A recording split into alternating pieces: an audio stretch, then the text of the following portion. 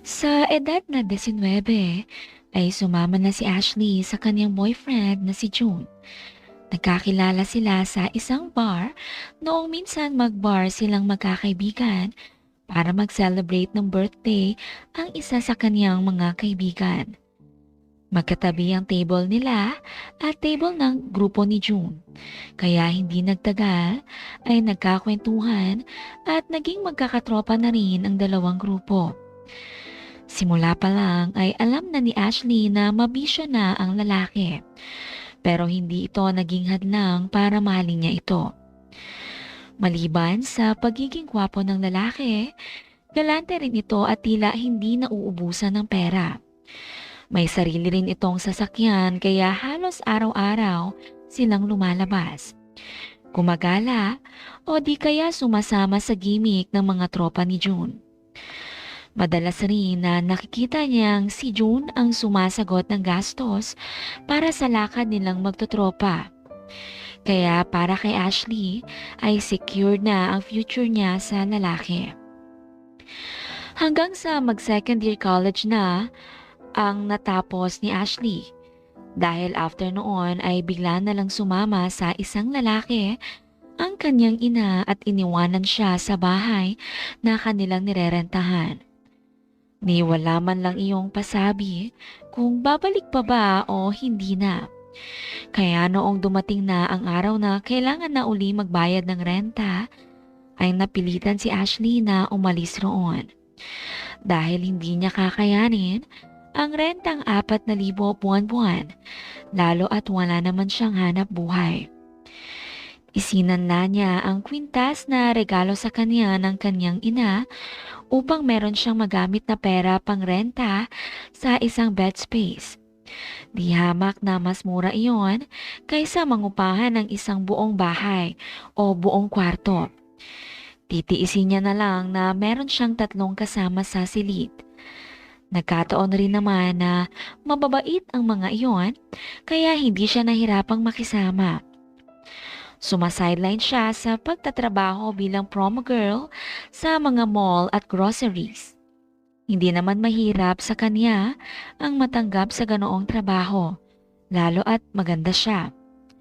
Sa edad na 19 ay nasa 5'7" ang height niya. Maliit ang bewang, makinis, maputi at may nagmamalaking bagay sa harapan. Idagdag pa ang kanyang matangos na ilong, cute na labi at malalim na dimple. Kaliwat kanan nga ang nanliligaw sa kanya pero hindi siya basta-basta pumapatol. Dahil alam niyang katawan niya lang ang habol ng mga iyon. Naghahanap siya ng lalaking kaya siyang buhayin o suportahan para hindi niya na kailangan pang maghanap buhay.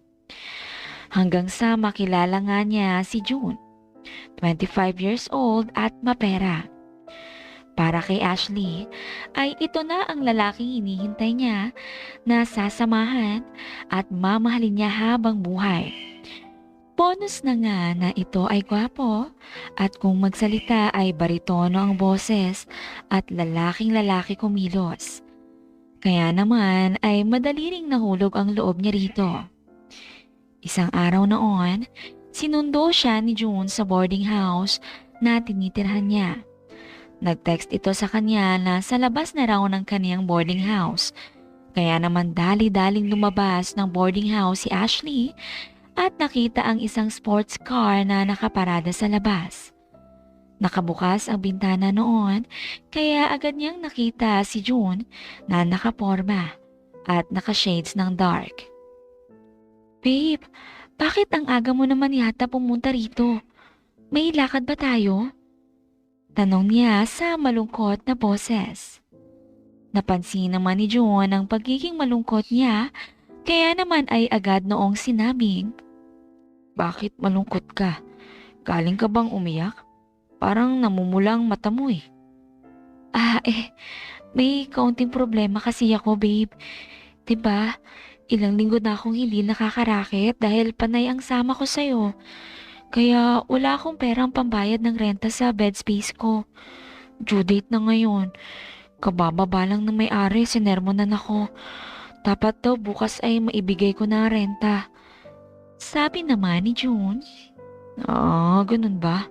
May naisip akong magandang solusyon dyan. Bumalik ka sa taas. Hakutin mo na lahat ng gamit mo at ilagay mo na rito sa kotse. Magmula ngayon, sa bahay ka natitira. Ganun din naman. Narito ka pero panay naman ang sundo ko sa'yo. Kaya mas mabuting doon ka na tumira sa akin. Magsama na tayo. Tutal, sigurado naman ako na ikaw na ang babaeng gusto kong makasama habang buhay. Pero ang tanong, ikaw ba? Ako na ba ang lalaking gusto mong makasama habang buhay? Oo naman, babe. Hindi mo lang alam. Mahal na mahal kita. Di sige pala. Umakyat ka na. Hintayin kita rito. Kunin mo na ang mga gamit mo. Huwag mo nang hintayin na palayasin ka ng may-ari at ipahiya. Babe. May utang kasi ako sa kaboardmate ko. Yung ginamit kong pamasahe noong mga nakaraang linggo na pinapasunod mo ko sa mga lakad nyo. Magkano ba? 1,000. Oo, ito. Bayaran mo na rin. Para naman walang may sama ng loob sa'yo sa pag-alis mo. Wika ni June at nag-abot agad ng pera sa dalaga. Agad ngang umakyat si Ashley sa kwarto nila. Binayaran niya muna ang utang niya sa kasama sa kwarto, saka hinakot na ang kanyang mga gamit. Pagkarating sa bahay nila June ay nagulat si Ashley dahil maganda pala ang bahay nito. Single detached, nakapader, 2 palapag at may 3 kwarto. Ginawang bodega ang isang kwarto sa ibaba, tapos ang isa sa itaas ay kwarto daw ni June at sa kaniyang ama naman ang pangalawa. Maganda rin ang mga gamit noon sa loob. Maging ang TV ay napakalapad at kumpleto sa appliances. Babe, sino ang kasama mo rito? Wala, ako lang. Si Papa naman kasi ay every 9 months o di kaya 11 months ang uwi. Bakit? Nasaan ba siya? Seaman siya, isang officer sa barko. Tapos ngayon ay nakasampa siya sa barko. Kakasakay lang last month. Kaya baka after 9 to 10 months pa bago natin yun makita. Hala babe, baka magalit siya kapag nalaman niyang nagpatira ka rito ng babae. Ano ka ba? Hindi ka basta babae lang. Magmula ngayon ay asawa na kita. Malinaw ba tayo roon? Akin ka lang ha? Oo naman babe. Promise. Sayong-sayo lang talaga ako. Wika naman ni Ashley na naluluha pa habang sinasabi ang pangako niya sa lalaki. Kinagabihan noon ay nagsimula ng kabahan si Ashley. Alam niyang hindi na siya makakaligtas pa sa pagsalakay sa kanya ni June, lalo at nakadeklara na nga na pag-aari na siya nito. Kahit papaano ay tanggap niya naman iyon at masaya rin siya dahil malalagay na siya sa tahimik at marangyang buhay. Matapos nilang maligo, pareho ay agad na silang nahiga. Wala nang pagpapaalam pa si June sa kanya, ay agad na itong sumampa at tinawid ang distansya ng kanilang mga labi. Excited rin naman si Ashley na maranasan ang bagay na iyon, pero ang ikinakatakot niya lang dahil iyon ang first time niya. At alam niyang magiging mahirap at masakit ang prosesong iyon para sa kanya. Kahit kasi mahirap at masakit, ay wala na siyang nagawa kundi ang tiisin. Ayaw niya namang magalit sa kanya si June dahil baka bigla siyang iwan at sabihing nag-iinarte pa siya. Kinabukasan ay mataas ang kanyang lagnat dahil sa ginawa nila ni June at hindi man lang nagdahan-dahan ang lalaki. Tanging ang sarili lang nito ang inisip kahit papanay ang sabi niya na hindi niya nakaya at baka pwedeng dahan-dahanin lang. Naging bingi ito sa kanyang mga daing at ipinagpatuloy ang ginagawa sa marahas na paraan. Hindi tuloy alam ni Ashley kung talaga bang mahal siya ni June o kumuha lang ito ng babaeng magiging pangkonsumo gabi-gabi. Habang naroon na nakatira si Ashley kay June, ay doon niya nasaksihan na halos gabi-gabi ay may inuman. Dinarayo si June ng mga tropa nito at puro mamahaling alak pa ang ipinapainom. Minsan nga ay bumibili pa ng isang buong litsyong baboy para lang may pulutan sila. Hanggang sa isang gabi, nasa kwarto lang noon si Ashley habang nag-iinuman sina June sa sala kasama ang mga kaibigan. Nang maisipan niyang bumaba para uminom ng tubig. Doon niya nakita na gumagamit ng ipinagbabawal na pulbos si June at ang mga tropa nito. Nanlaki ang mga mata niya at natuod sa kinatatayuan. Matapos ang mahabang paghikop ng masamang usok ay napalingon sa kanya si June. "Uy, nandito na pala ang napakaganda kong asawa. Halika rito, subukan mo to. Siguradong kapag ito natikman mo ay hahanap-hanapin mo rin. Magiging mabangis ka nito sa akin mamaya kapag ginawa na natin ang bagay na yon." Wika ni June habang tumatawa. Maging ang mga tropa noon ay nagtawanan na rin. Sabi na lang ni Ashley, "Sorry babe, wag muna ngayon. Bumaba lang ako saglit para kumuha ng tubig. Iinom ako ng gamot. Masama ang pakiramdam ko eh." "Ah, ganun ba? Eh di pumunta ka na sa kusina. Tatayo-tayo ka pa dyan eh. Naiistorbo ang session namin." Mabuliaw na wika ni June, kaya agad nang tumuloy sa kusina si Ashley at kumuha ng tubig. Pagkarating sa taas ay nakaramdam siya ng kaba at pagsisisi. Akala niya ay maswerte na siya sa kaniyang napuntahan dahil mayaman. Pero kung ganoon naman ang uri ng buhay at bisyong ginagawa ay mukhang wala ring patutunguhan ang kanilang kinabukasan. Noong matapos ang inuman, ay pinababa siya ni June at sinabing isarado niya ang gate, mga pintuan at maghugas ng mga pinag-inuman nila. Kahit nakatulog na ay walang nagawa si Ashley kundi ang bumangon at maglinis. Noong matapos ay muli siyang umakyat at tumabi kay June. Akala niya ay tulog ito pero gising pala. "Ano pang tinitingin-tingin mo dyan?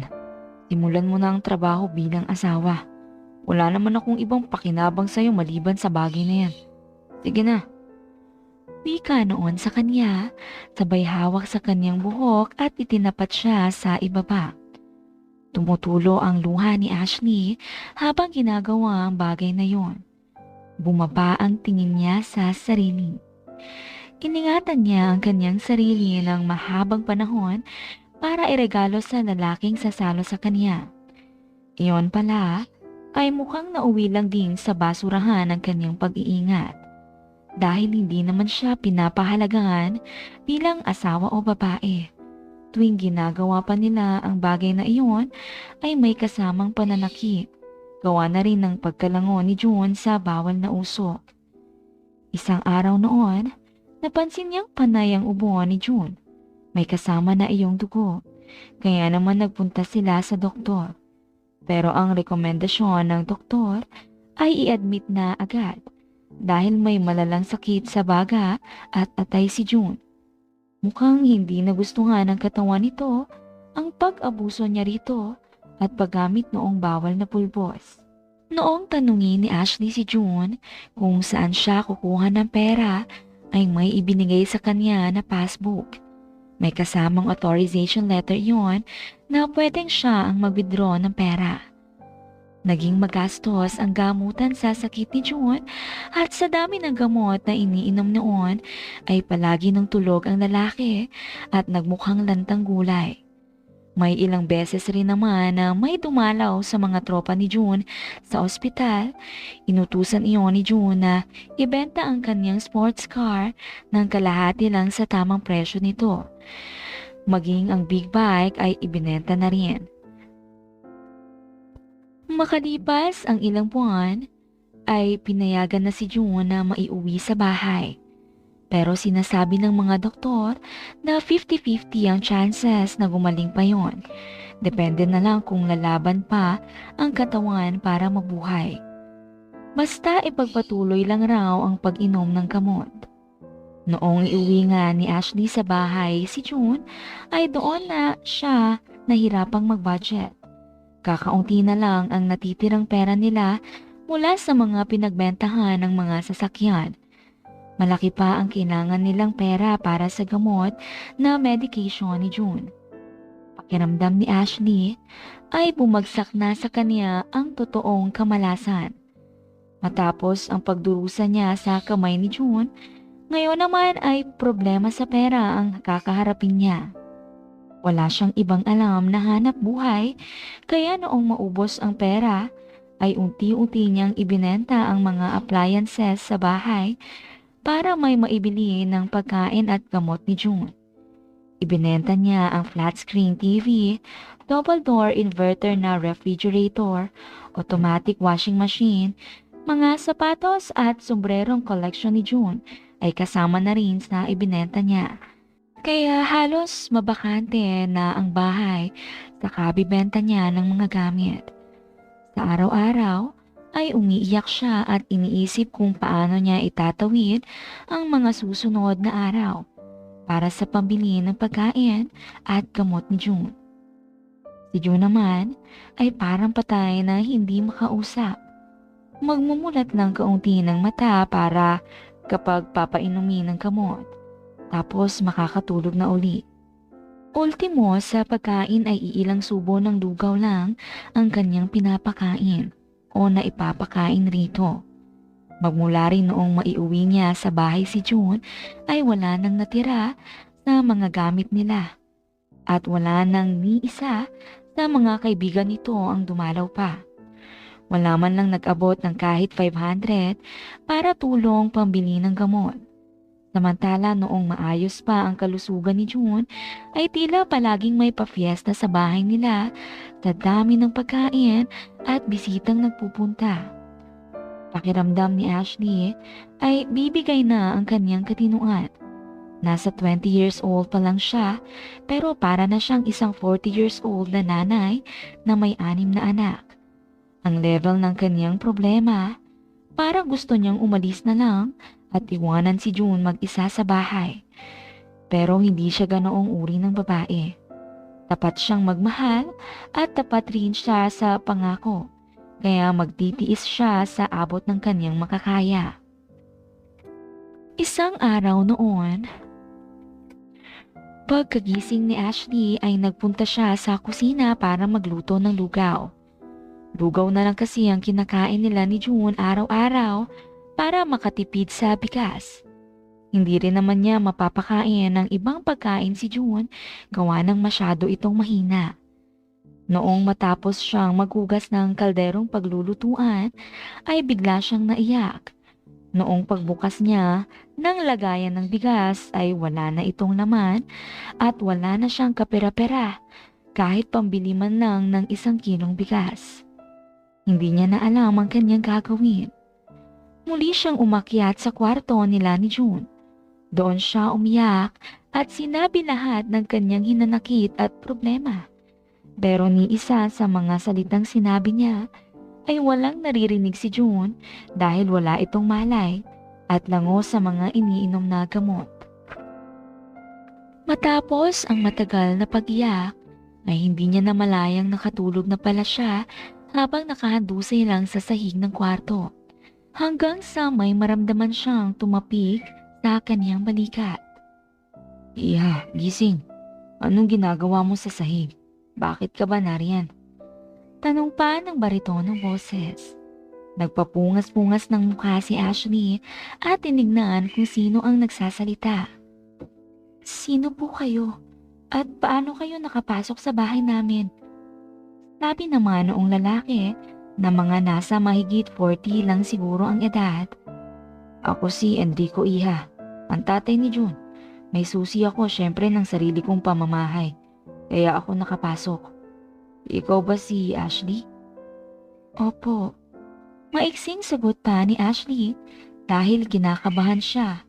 Baka sisingin siya ng tatay ni June sa nangyari dito. Halika sa baba, Iha. Doon tayo mag-usap. Magpalit ka muna ng damit. Basang-basa ka ng pawis at luha oh. Wika noon, tapos nauna nang bumaba sa sala. Agad na ring nagbihis si Ashley at nagsuot na rin siya ng panloob sa itaas na bahagi. Magmula kasi noong makasakit si June ay hindi niya na maasikaso ang kaniyang sarili at hindi na siya nag-aabala pang magsuot ng panloob sa itaas na bahagi dahil siya lang naman ang mag-isa sa bahay na iyon, maliban kay June na palagi pang walang malay. Pagkarating sa baba, ay nakita niyang may isang traveling bag at isang maleta ang naroon. Sir, magandang umaga po. Pasensya na kung naabutan niyong madumi ang bahay. Tsaka ang mga appliances po ay ibinenta ko na lahat para may maipambili ng gamot at pagkain si June. Wika pa ni Ashley na nagsimula ng umiyak. Ikinuwento niya rin ang lahat magmula noong makilala niya si June, pati na ang masamang bisyo nito. Nagulat siya dahil hindi niya nakitang nagalit ang ama nito. Sabi na lang ni Enrico, "Hindi mo kailangan humingi ng pasensya, iha. Wala kang kasalanan. Maswerte ang anak ko dahil hindi mo siya iniwan sa kabila ng mga nangyari sa kanya. Hulaan ko. Ni isa sa mga kaibigan niya ay walang dumadalaw rito."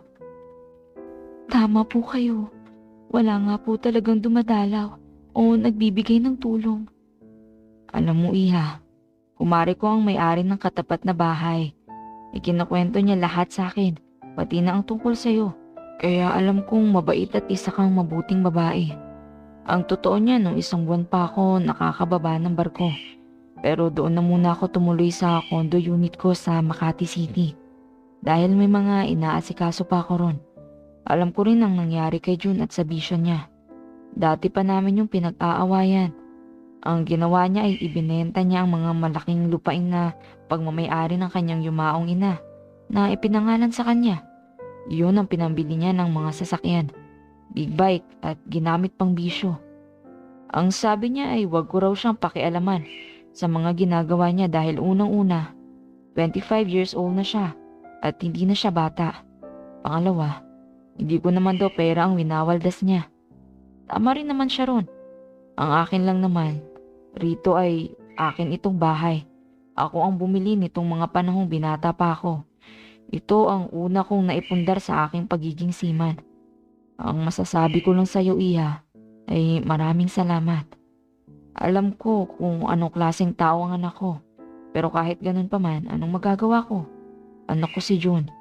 Laman at dugo ko at uniko iyo ka pa. Kaya hindi ko rin siya pwedeng talikuran. Ganito iha, magmula ngayon ay hindi mo na iisipin ang pambili ng pagkain at pambili ng gamot ni June. Eto, pera. Bumili ka muna ng 1 kilong bigas sa tindahan at magsaing. Tapos bumili ka na rin ng nilagang baka doon sa karinderya sa kanto at 2 liempo. Namiss ko nang kumain nun. Sabi naman ni Ashley, Sir Enrico, ano nga po pala ang itatawag ko sa inyo? Hindi naman po kami kasal ni June. Oo, alam ko rin yon. Pero pwede mo akong tawagin Papa. Para naman kahit papano ay may marinig akong tumatawag ng Papa sa akin. Si June kasi ay Enrico lang ang tawag nun sa akin. Dahil puro paninirang puri tungkol sa akin ang iminulat ng kanyang ina sa kanya. Kaya hindi niya natutunang irespeto ako. Okay po, Papa. Sige po, lalabas na po ako para bumili ng ulam at bigas. Wika pa ni Ashley at lumabas na siya ng compound. Habang naglalakad ay unti-unting gumagaan na ang kanyang pakiramdam. Mukhang maililigtas na siya sa kalbaryong kanyang pinagdaraanan. Naroon na ang tatay ni June, isa pa sa ipinagtataka niya dahil may kakaiba siyang nararamdaman sa lalaki. Halos hindi niya nga mapaniwalaan na iyon ang tatay ni June dahil bata pa ang itsura. Sabagay, 25 pa lang naman si June.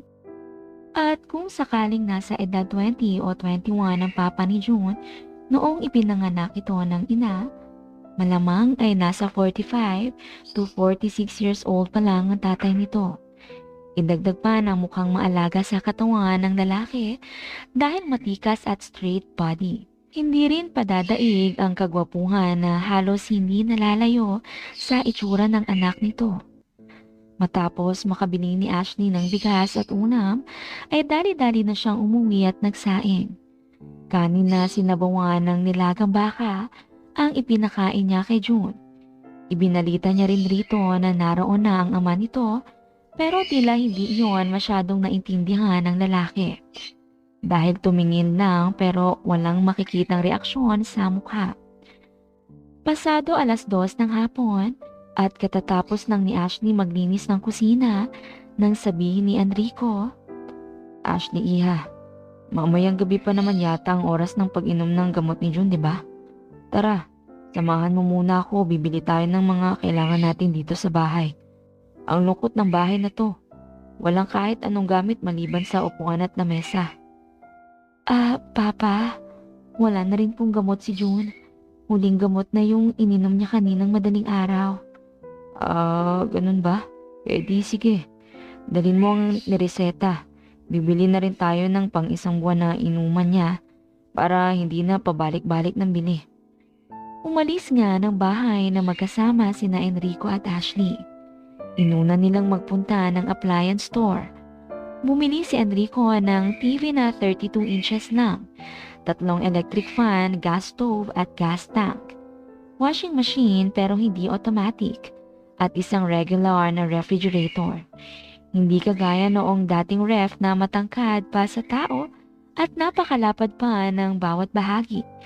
Mga simpleng appliances lang ang mga pinamili ni Enrico pero kinumpleto niya naman para mapadali ang buhay ni Ashley habang inaalagaan ang anak niyang si June. Naggrocery na rin sila at maging si Ashley ay binilhan ng gatas, lotion, sariling shampoo at vitamins. Habang namimili ay sinabi ni Enrico, "Alam mo, iha, sa tingin ko ay maganda ka naman talaga. Kaso lang dahil siguro sa pagod, puyat, stress at kawalan ng proper nutrition kaya umangit ka ng kaunti at parang tumanda ka ng 10 taon sa tunay mong edad.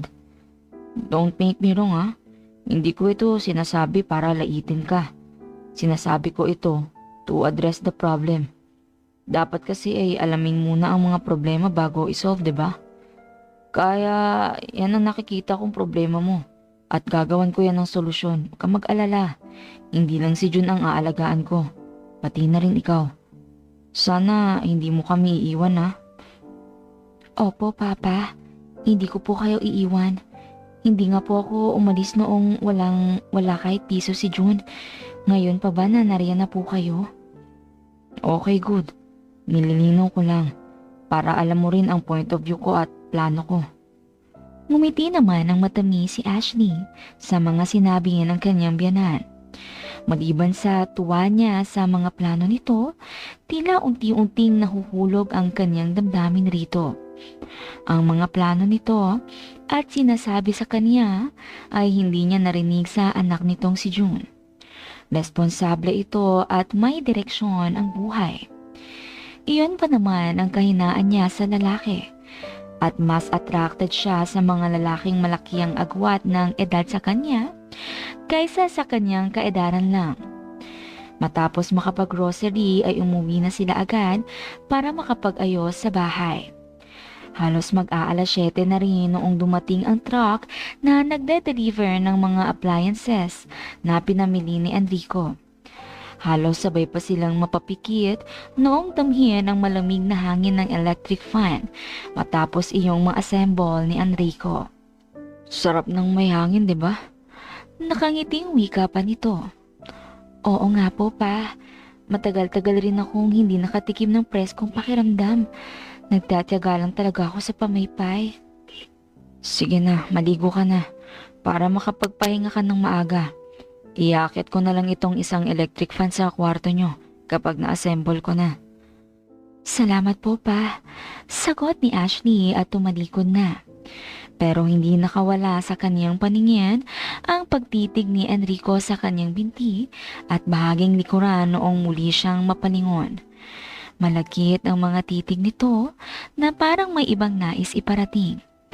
Imbes na maasiwa ay tila nakaramdam ng pagka-flatter si Ashley. Akala niya ay tuluyan na talaga siyang nalaos o pumangit dahil sa kamalasang kanyang kinasadlakan. Pero mukhang hindi pa rin kumukupas ang kanyang ganda dahil sa mga titig ni Enrico sa kanya at halatang may kasama itong pagka-interes.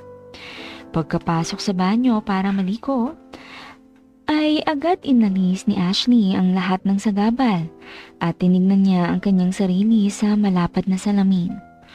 Oo nga, at talagang pumayat siya ng husto.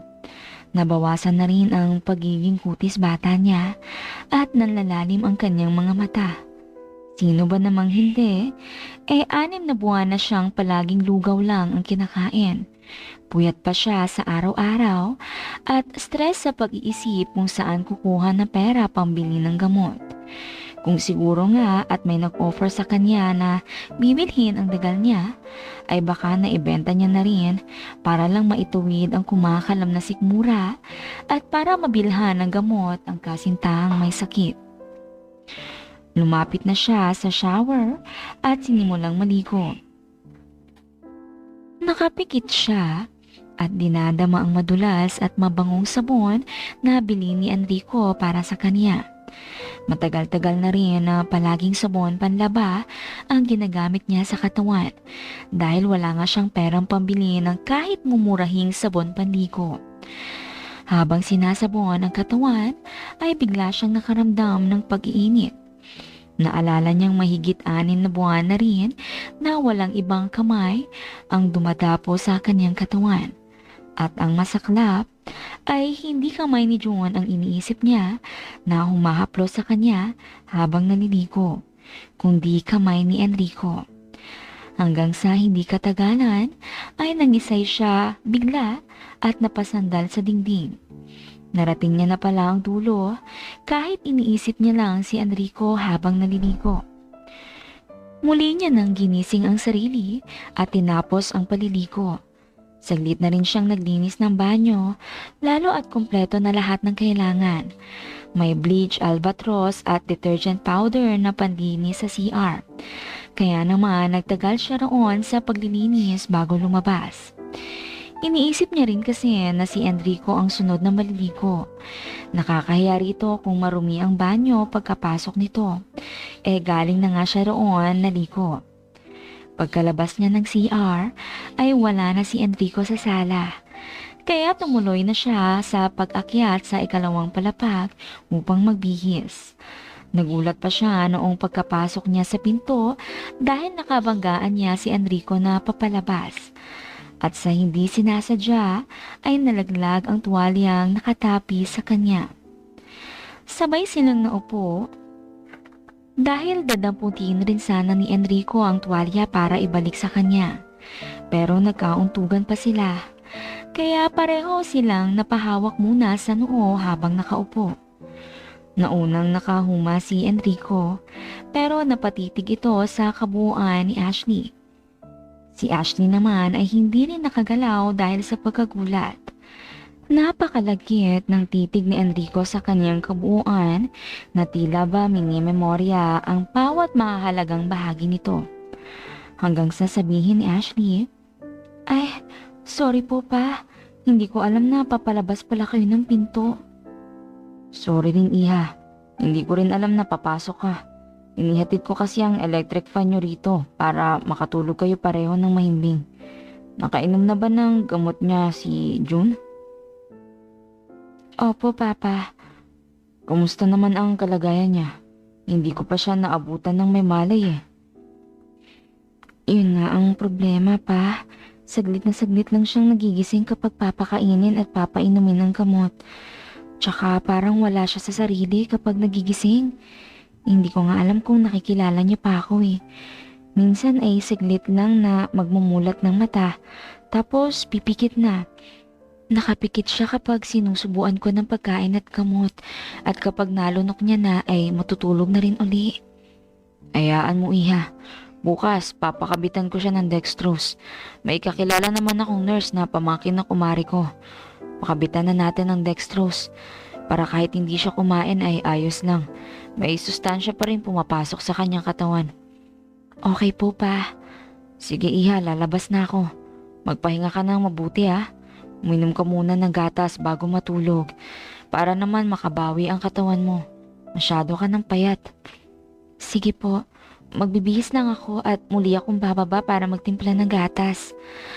Matapos makapagbihis, ay agad na ring bumaba si Ashley para magtimpla ng gatas.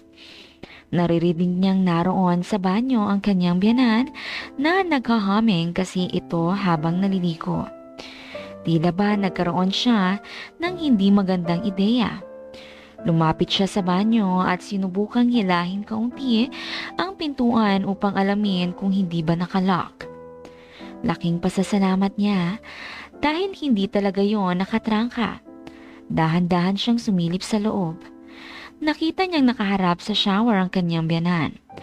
Punong-puno ng bula ng shampoo ang ulo, maging ang katawan at mukha ay may sabon rin. Nakapikit nga ito habang hinahagod ang katawan. Napalunok ng laway si Ashley noong mapadako sa ibaba ang kanyang tingin. Wala kasing kahit isang sagabal ang lalaki habang naliliko. Kaya naman lantad ang mahalagang bahagi nito, lalo na ang katago-tagong bagay. Dahil hindi pangkaraniwan ang sukat noon. Tila sumikip ang lalamunan ni Ashley sa kanyang nakikita at bigla siyang nainitan kahit pa katatapos niya lang maligo. Noong nakita niyang nag-on na ang shower ng lalaki para magbanlaw, ay agad na siyang umalis sa may pintuan dahil baka mapansin na siya noon. Nagtimpla na siya agad ng gatas at dahan-dahan iyong sinisimsim habang nakatulala na nakatitig sa tasa. Nang lumabas si Enrico, ay hindi niya nga ito namalaya. Nagulat na lang siya noong magsalita iyon. Uy, huwag mong pakatitigan ng tasa. Baka biglang magsalita yan. Bilisan mo na dyan para makatulog ka na. Ay, kayo po pala pa. Sige po, tatapusin ko na ito at aakyat na rin ako. Sagot niya naman. Sa bawat binibitawang salita ni Enrico ay tila isang musika sa pantinig ni Ashley. Wala na kasi itong bukang bibig kundi ang mga tungkol sa pagpapahalaga sa kanya. Tila ba inaalagaan na siya nito at tanging ang kanyang well-being ang priority lagi. Noong matapos makainom ng gatas ay uminom na rin muna siya ng vitamins bago umakyat sa silid. Saglit pa siyang umupo sa harapan ni June, hindi niya na maramdaman ang presensya nito bilang kanyang boyfriend. Kahit noong wala pa itong sakit ay tila hindi na asawa o girlfriend ang turing sa kanya, kundi isang bagay na kakailanganin lang kapag gagamitin na. Ni hindi niya naramdaman ang pagmamahal o pagkikare sa kanya. Hindi katulad ng ama nito na unang araw niya palang nakilala ay napakarami ng magagandang kaugalian ang naipakita. Kinabukasan noong magising si Ashley ay agad siyang bumangon. Nais niyang ipagluto ng almusal ang kanyang biyanan. Gusto niyang gumanti rito sa pagsaserbisyo bilang kapalit sa pagtulong nito sa kanila ni June.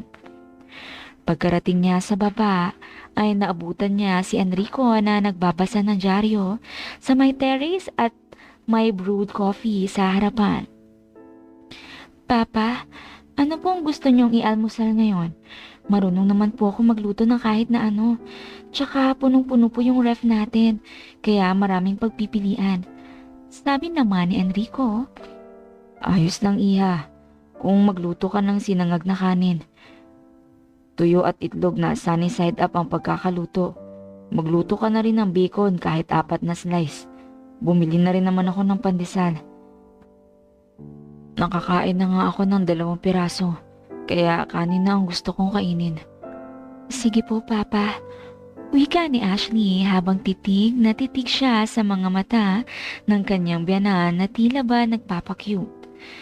Sinadya niya nga na sando lang ang isuot na sakto ang luwag at wala nang iba sa loob. Dahil gusto niyang makita kung magagawa niya bang akitin ang kanyang biyanan at kung sakaling maakit ito at humiling, sa tingin niya ay willing siyang pagbigyan ito bilang pagtanaw na rin ng utang na loob sa mga ginagawa nito ngayon. Nagluluto pa lang si Ashley ay naroon na sa hapagkainan si Enrico. Hawak pa rin nito ang dyaryo, pero sa loob-loob ni Ashley ay natatawa siya.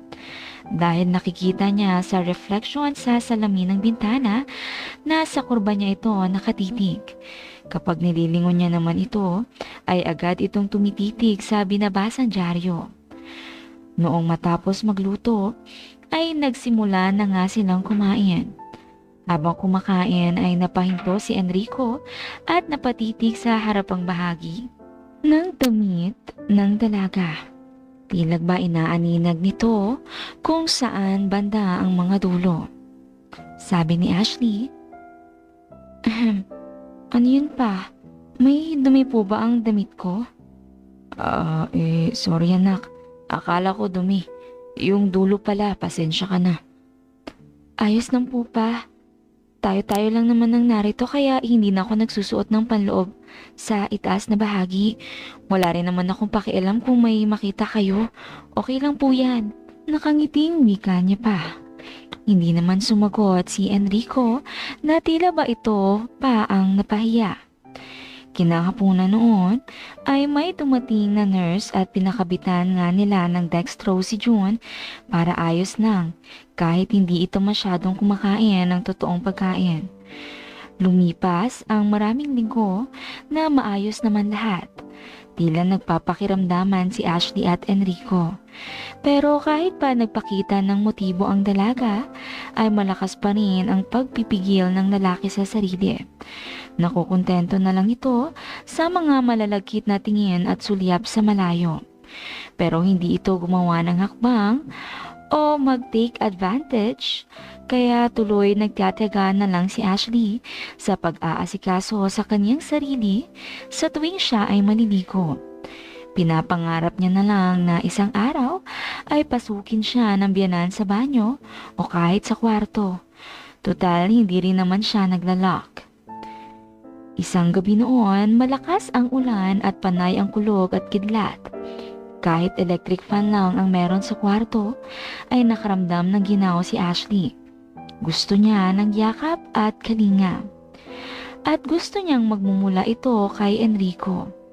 Kaya naman naligo na muna siya, nagsuot ng manipis at nagpabango. Sa 3 buwan na nakalipas ay malaki na ang pinagbago ng itsura niya. Bumalik na ang tama niyang pangangatawan, makinis na rin siya dahil sa magandang pag-aalaga sa kanya ni Enrico. Magmula sa pagkain, vitamins at produktong pampaganda na binibili nito para sa kanya. Kaya nais niyang sa lalaki ialay ang gandang meron siya ngayon, lalo at iyon naman talaga ang dahilan kung bakit siya muling nakarecover. Nagtungo siya sa kusina. Wala roon ng lalaki. Wala rin sa sala. Kaya alam niyang naroon na iyon sa kwarto. Saglit siyang nakatayo sa may pintuan ng kwarto ni Enrico. Iniisip kung tama ba ang kanyang gagawin. Anong nangyayari sa'yo, Ashley? Binan mo naman yan eh. Bakit mo ba yan inaakit gumawa ng kasalanan? Unang bulong niya sa sarili. Pero muli niya lang din sinagot. Deserve niya naman ang buong pagserbisyo ko dahil sinalo niya ang buhay ko at inalagaan ako mabuti. Huminga na siya ng malalim, sabay kumatok ng 3 beses. Ilang saglit pa ay pinihit niya na ang seradura. Nakita niyang naroon si Enrico sa may sofa chair nito na malapit sa bintana. Nasa harapan nito ang isang baso na may lamang kalahati pa ng alak. Papa, kasi, wika niya na hindi alam kung ano talaga ang nais niyang sabihin. Nakita niyang tumayo si Enrico at dahan-dahang lumapit sa kanya. Hindi ito nagsasalita. Titig na titig lang sa kanyang mga mata. Noong nasa harapan na niya ito, ay agad nang tinawid ang distansya ng kanilang mga labi. Hindi na rin pumalagpa si Ashley. Imbes na manlaban, ay lumaban na talaga siya. Kumapit siya ng mahigpit sa batok ng lalaki habang dahan-dahan siyang dinadala nito sa higaan. Saglit silang nanatili sa nakatayong posisyon at noong lumipas ang 5 minuto ay saglit siyang lumayo at nagsalita. Papa, hayaan niyo akong gantihan ko ang kabutihan niyo sa paraang alam ko. Tumango lang ang lalaki. Kinuha ni Ashley ang isang unan at isinapin niya iyon sa sahig at doon lumuhod saka sinimulang pasayahin ang lalaki sa bahaging iyon. Noong makarating ang lalaki sa dulo, ay ito naman ang nagbigay ng serbisyo kay Ashley at siniguradong maihahatid siya nito sa dulo na matagal niya nang hindi nararanasan.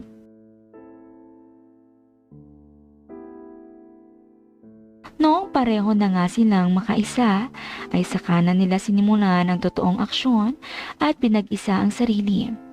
Habang ginagawa nila iyon, ay mas lalo pang lumakas ang ulan. Kaya naman malaki ang naitulong ng malakas na ulan para maikubli ang ingay na nailalabas ni Ashley. Pakiramdam niya ay higit pa ang karanasang iyon sa kanyang first time. Pero ang kakaiba lang, dahil may pag-iingat at pagmamahal ang trato sa kanya. Hindi iyong makasarili at walang pakialam kung kaya niya pa o hindi na. Kay Enrico kasi ay maya-maya siyang kinakamusta kung okay lang siya o kung kaya niya pa ba. Makalipas ang mahigit 1 oras na pagtutuos ay natapos na sila. Sabi ni Enrico, Iha, dito ka na matulog. Gusto kitang makayakap sa buong magdamag. Opo pa, ako rin. Gusto kong maramdaman ng yakap mo habang natutulog ako. Matapos ng kanilang kaunting pag-uusap, ay agad na silang nakatulog. Kinabukasan, para silang mag-asawang nagtititigan at nakangiti sa isa't isa. Sige po pa, mauuna na ako sa labas. Magluluto ako ng almusal natin. Okay, sige Iha. Sagot naman ni Enrico. Magmula noon, ay tila naging mag-asawa na ang turingan nila sa isa't isa, lalo na sa gabi. Isang araw noon, 3:00 ng hapon, habang naliligo si Enrico, ay nagulat na lang siya nang biglang may yumakap sa kanya mula sa likuran at agad hinawakan ang kanyang katago-tagong bagay. Uy, Iha, ikaw pala. Pa, pasabay ako maligo Ikaw talaga, napakahilig mo pala. Noong una akala ko ay wala kang interes sa bagay na yon. Pero magmula noong matikman mo ay ayaw mo nang tigilan. Papa naman bumabawi lang ako. Magmula nung magsama kami ni June ay hindi ko naramdaman ng totoong kalinga at pagmamahal sa kanya. Kapag ginagawa namin ang bagay na yon, ay may kasabay na pananakit dahil nakagamit siya palagi ng bawal na usok.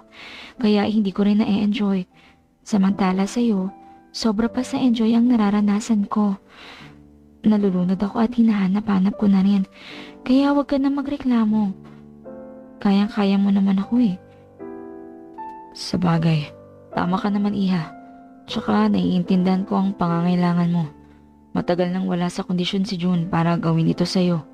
Kaya mas okay na rin yung ako ang tumugon sa pangangailangan na yon kaysa sa labas mo pa hanapin. Tama ka po pa.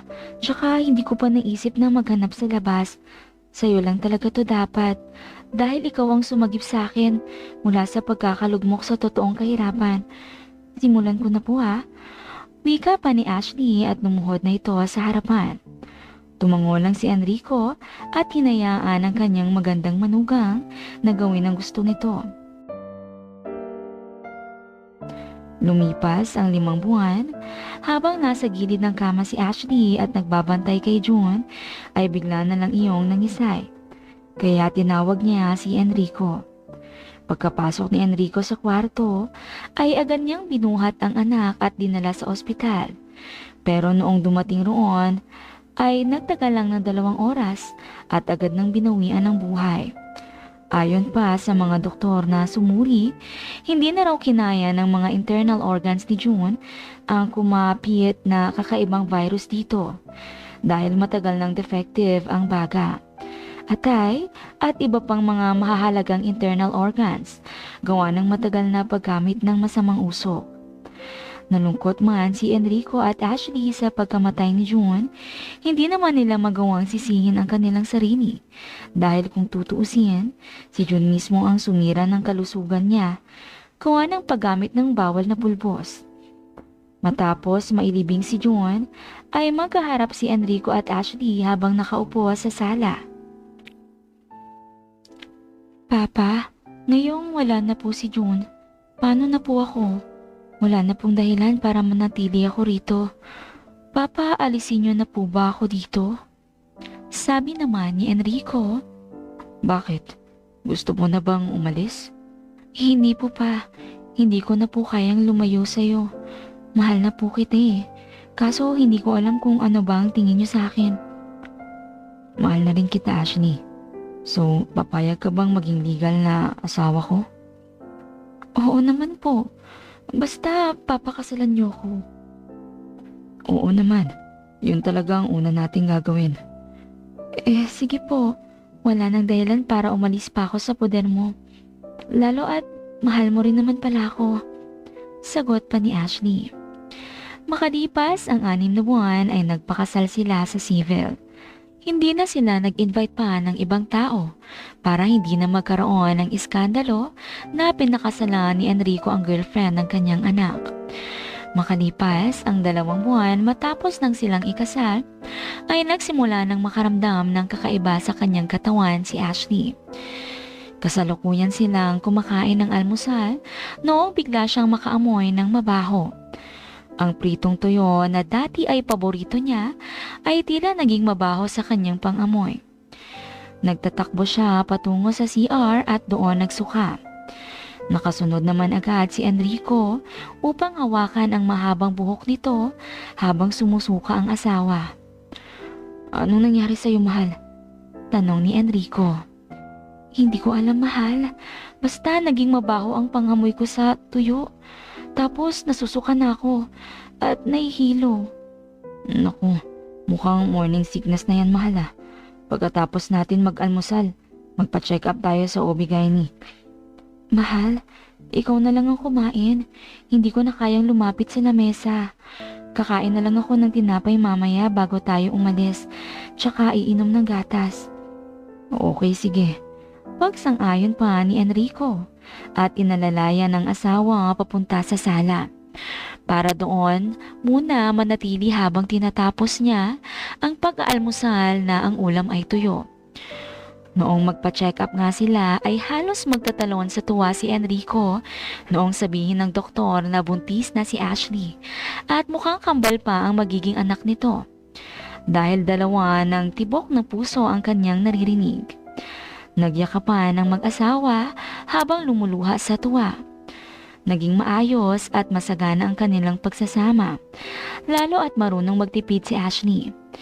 Malaki ang natutunan niya noong maghirap siya kasama si June. Alam niya kapag hindi inayos ang paggamit ng pera, ay mabilis itong mawawala sa kamay ng hindi namamalayan. Kahit pa malakas kumita ang asawa niya, ay hindi niya inisip na mamuhay ng may kalabisan o marangya. Binibili niya lang kung ano talaga ang kailangan. Para sa future, ay hindi niya na maranasan ang maghirap pang muli. Sa bahagi naman ni Enrico, kahit nawalan siya ng anak, ay bumawi naman sa kanya ang tadhana. Binigyan siya ng mabait, masipag at magandang asawa. Pati na 2 kambal na anak, isang lalaki at isang babae. Kaya para sa kanya, ay kumpleto na ang buhay niya at wala na siyang mahihiling pa. Wakas. Ayun, my loves, isa na namang kakaibang kwento ang ating natunghayan. Naway inyong nagustuhan at kinapulutan ng aral. Mag-iwan ka na rin ng bakas o kaunting mensahe para sa akin, para alam ko na nakasama kita sa kwentong ito. bago matapos ang video ay sana mag-subscribe ka na rin muna para makasama pa kita sa iba pang mga kwentong ia-upload ko rito. See you in the next story. Bye-bye and take care.